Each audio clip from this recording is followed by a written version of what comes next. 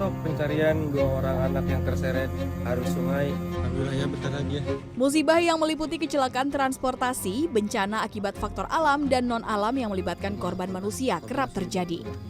Pencarian dan pertolongan korban menjadi fokus para petugas penyelamat yang tak jarang keselamatan mereka sendiri pun menjadi taruhan. Di balik operasi penyelamatan, petugas Basarnas menjadi garda terdepan. Setiap operasi penyelamatan dan evakuasi memiliki tantangan tersendiri. Karenanya, menjadi penyelamat di Badan SAR Nasional dituntut memiliki mental baja. Bahkan setiap operasi penyelamatan pun menyisakan cerita kemanusiaan. Jadi alhamdulillah korban sudah ketemu. Ega Prasutia, salah satu anggota Basarnas, kerap membagikan pengalamannya melalui akun Instagram pribadi. Selain edukatif dan informatif, konten-konten yang dibagikan Ega dikemas dengan gaya yang lebih santai. Cara kerja ILT sama Dalam sebagian besar kontennya, Ega tak sekedar menceritakan pengalamannya sebagai anggota Basarnas, namun juga membagikan informasi terkait prosedur evakuasi seperti penggunaan kantong jenazah, penggunaan alat pelindung diri di lapangan untuk mencegah risiko kontaminasi dan menjaga keselamatan petugas. Yang dari hari pertama Bagaimana perjalanan karir Ega sebagai anggota Basarnas dan bagaimana mengatasi rasa takutnya? Yuk simak kisah selengkapnya di Talk is Fun ya! Di setiap operasi penyelamatan yang ada keterlibatan unsur korban manusia, kita sering sekali melihat visual para anggota Basarnas yang berjuang melakukan evakuasi dan juga penyelamatan ya. Nah, kali ini ada satu anggota Basarnas betul sudah terlibat dalam kegiatan operasi penyelamatan, evakuasi kurang lebih 9 tahun. Tapi anggota Basarnas yang satu ini juga dikenal karena konten-kontennya yang viral, yang cukup mungkin membuat kita melihat ada sisi yang lain dari seorang anggota Basarnas. Sudah ada Mas Ega Prasutia. Mas Ega, apa kabar? baik Mbak. Anggota Basarnas harus kinclong ngejreng gini memang orange. Oh ngejreng. Iya. Iya. Ada ininya nggak? Kena konsep pemilihan warna tuh memang Karena kan kerjanya emang di kondisi-kondisi yang nggak normal ya. Jadi oranye itu adalah salah satu warna yang kontras dan memang rescue di seluruh dunia pakainya oranye.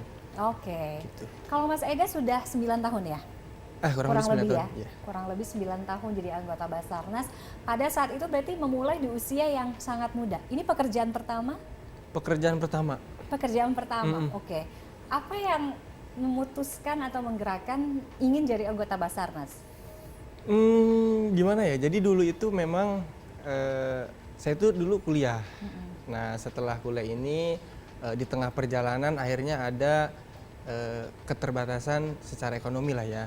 Jadi harus cari kerja intinya gitu. Jadi saya pertama ini nggak tahu ini baju oranye ini tugasnya apa, nggak tahu. Oh, pernah lihat? Pernah lihat tapi saya nggak tahu ini apa nih gitu ya. Akhirnya dibuka pendaftaran, rekrutmennya dibuka, saya lihat persyaratannya dan saya lihat wah bisa nih kayaknya gitu kan. Akhirnya saya ikut seleksi, masuk dan setelah masuk saya baru tahu kerjaannya wah gitu. Wahnya tuh. Wah luar biasa lah kerjaannya gitu. Kalau anggota Basarnas itu memang ada atau ditempatkan di setiap peristiwa musibah, bencana, kecelakaan yang memang ada keterlibatan korban manusia ya? Betul. Oh, oke. Nah, 9 tahun berjalan melakukan operasi penyelamatan, karena ada keterlibatan korban manusia di sana, pasti sering dihadapkan di momen-momen sulit karena Betul. ada pertaruhan nyawa manusia. Betul. Nah, apa sih yang ada di pikiran atau mungkin yang dibekalin para anggota Basarnas ini yang terjun ketika operasi penyelamatan gitu? Jadi yang saya lihat sih emang dari pertama anggota Basarnas ini masuk pendidikan itu memang dia sudah disiapkan untuk kondisi-kondisi yang tidak normal tadi. Jadi kayak latihan memang mengutamakan yang pertama kekuatan fisik pasti ya, lari, berenang, terus sit up, Itu pull up pasti seperti setiap itu. hari ada tuh Ada kegiatan jadwalnya. fisik itu. Iya, kita ada jadwalnya. Oke. Kayak gitu. Terus secara latihan pun pasti pelatih pressure gitu kan. Dan itu memang benar kita butuhkan pada saat terjadi realita di lapangannya memang seperti itu gitu. Oke. Kondisi paling tidak normal yang pernah dihadapi Mas Ega apa selama bertugas? Hampir semua. Oh Hampir iya? semua ya. Mungkin yang paling berkesan sampai saat ini operasi pertama saya itu JT610 yang pesawat jatuh Lion Air Oke. di Tanjung Pakis di Karawang. Itu di usia kerja keberapa waktu itu? 2 tahun. Baru 2 tahun? 2 tahun. Oke. Itu operasi pertama yang besar. Jadi tahun pertama kan kita belum boleh turun ke lapangan dulu tuh. Oh. Karena masih diklat. Belum dibekali sertifikasi yang memang kemampuan untuk rescue. Setelah dapat sertifikasi itu, semua pendidikannya sudah selesai baru boleh. Oke. Itu kurang lebih 1 tahun. Oke, selain tadi pesawat Lion Air yang jatuh, Gempa Cianjur. gempa Cianjur. Gempa Cianjur. Oke. Itu wah chaosnya luar biasa ya. Chaosnya kayak gimana?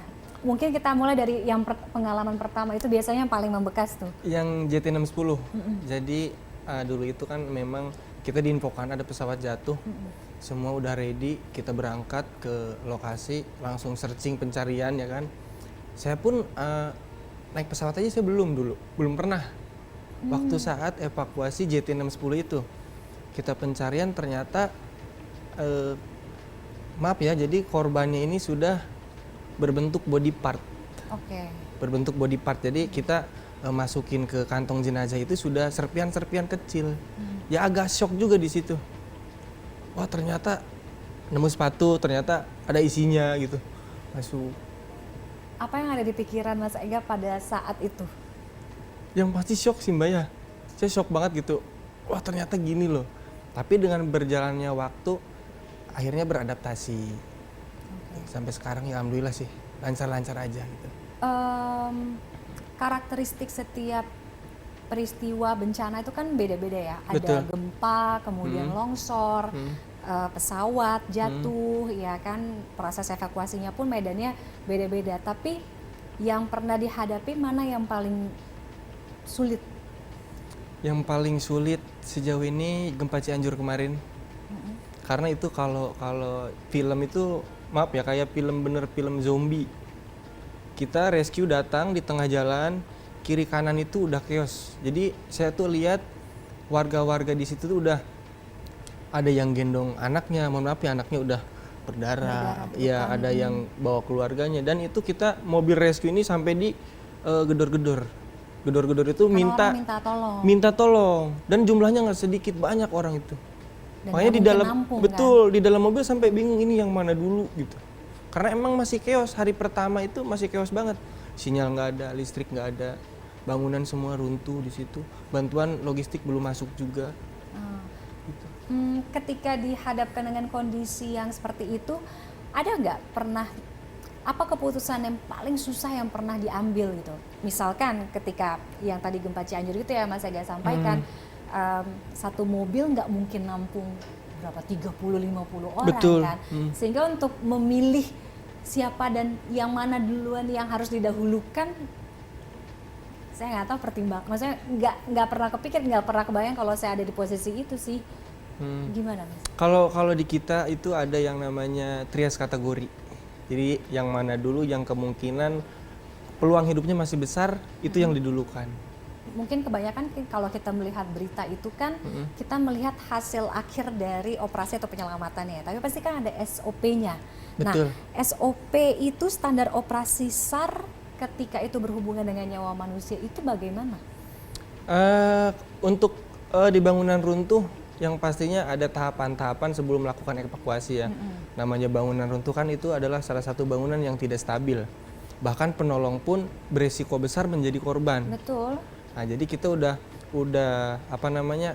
dibekali kemampuan-kemampuan itu seperti sebelum kita masuk harus asesmen dulu bangunannya seperti apa, terus kemudian jadi nggak asal langsung buruk aja nggak. Okay. Asesmen dulu bangunannya seperti apa. Nah ini juga kadang-kadang mungkin yang maaf saya potong karena banyak orang pasti akan ngira gini, timnya udah di sana, kenapa nggak langsung kerja aja, nyelamatin aja, udah tahu pasti banyak orang yang kejebak gitu misalkan. Betul, karena sebelum kita masuk itu kan ada beberapa SOP yang harus dijalankan ya, seperti asesmen, terus kemungkinan bahaya di bangunan itu apa, ada listrik kah, ada gas kah, ada yang kemungkinan meledak kah di bangunan itu.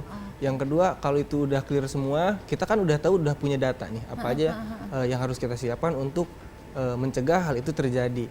Terus yang kedua pasti membuat ya apa namanya itu shoring. Kalau di kita tuh nyebutnya shoring seperti tiang penyangga sebelum kita masuk. Nah setelah itu semua dikerjakan, baru kita akses ke korbannya. Kalau misalkan kecelakaan kereta di Bekasi kayak gitu, sama.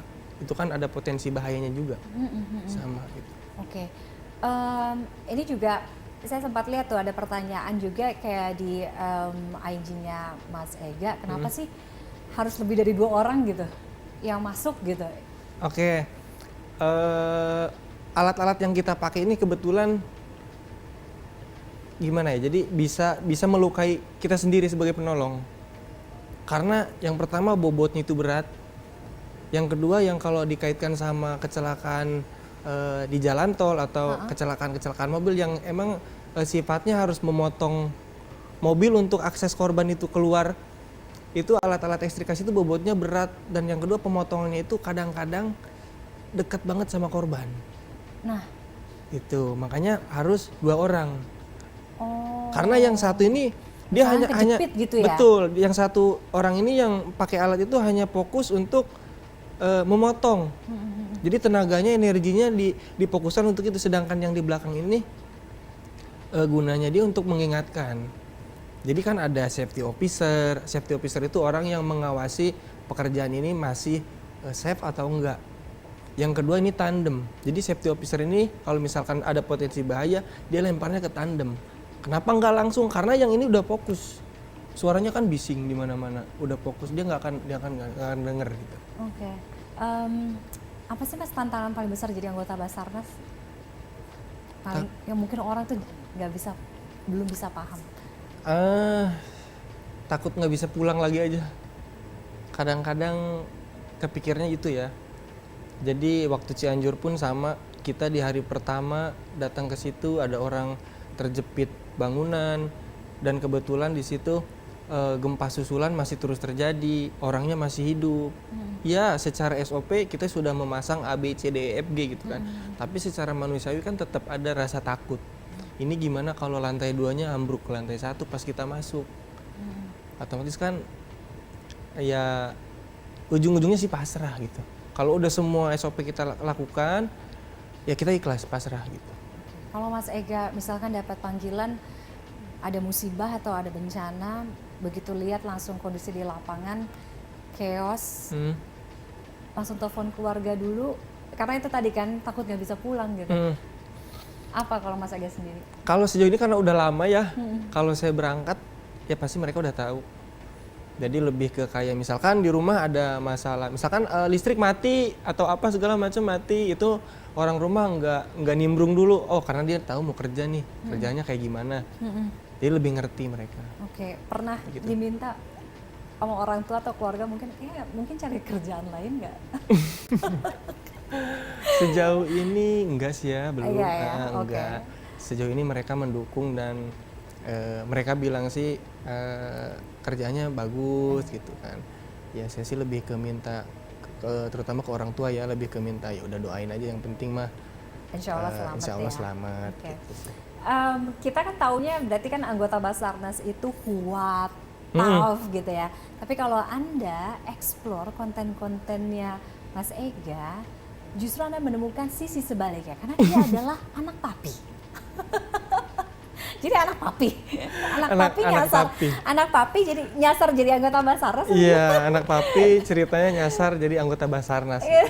Dan rame lagi. Enggak, itu gimana sih? Enggak beneran anak papi? Enggak sih. Oh. Kenapa Mas kok kepikiran anak papi anggota Basarnas? Kayaknya unik aja gitu ya. Pertamanya saya bisa nggak ya memerankan seorang anak papi jadi anggota seorang tim SAR gitu. Respon netizen ini kayak gimana ya? Pertamanya kan gitu ya. Dan itu adalah sebuah pematahan asumsi mungkin ya. Kan identiknya tadi tim SAR ini kuat. Tiba-tiba saya manja tuh. Kok ada sih tim SAR begini? Itu kan yang komen pertama gitu. Kok ada tim SAR begini? Ujung-ujungnya mereka ya apa ya, banyak manfaat juga dari konten-konten itu. Jadi saya lebih lebih dekat sama audiens gitu. Mereka lebih enggak segan juga gitu kan. Apa yang Lebih paling sering. banyak orang tanyain? Skincare. Skincare? Iya. Tentang anak papi itu kan? Iya. Itu saya nyebutnya bukan skincare, skin scare. Skin scare. Iya, kan aneh gitu ya. Saya nyebutnya itu. Oke, apa maksudnya skincare tuh apa? Kenapa? Jadi dulu itu emang kita pas jadwalnya latihan lari tuh siang-siang panas. Jadi di konten itu saya nolak tuh, nggak mau saya nggak mau takut hitam. Saya udah pakai skin scare gitu kan. Dan hari itu rame. Apa yang pakai skin scare apa gitu kan? Jadi yang ditanyain justru bukan kebanyakan apa sih anggota Basarnas tuh job desk-nya apa sih gitu ya kan, paling susahnya apa ya. Oke Mas Ega, kalau ditanya jadi anggota Basarnas itu profesi, pengabdian atau panggilan hati? Awalnya profesi. Pastikan awalnya profesi, di dalam profesi pasti ada sebuah pengabdian. Setelah siklus itu berlangsung, profesi pengabdian akhirnya pasti jadi panggilan hati lah Mbak. Oke. Sampai kapan ingin menjadi anggota Basarnas? Sampai saya masih kuat. Gitu. Selama fisik dan mental saya masih kuat, saya gas pokoknya gitu. Terima kasih untuk pengabdian profesinya. Banyak hal-hal yang sudah dilakukan terkait dengan operasi penyelamatan nyawa manusia. Dengan kehadiran Mas Ega dan juga teman-teman anggota Basarnas lainnya ya di setiap peristiwa, ya tentunya kita masih mengingat atau itu menjadi pengingat kita bahwa manusia menolong sesama manusia. Betul. Ya kan. Terima kasih Mas Ega. Sama-sama, Sukses untuk perjalanan karirnya. Amin. Walaupun anak papi, kamu tetap di hati para netizen. Amin, Ditunggu makasih. konten-kontennya ya. Siap Mbak. Usai jeda, Talking Sama saya akan kembali. Pastikan Anda tetap bersama kami.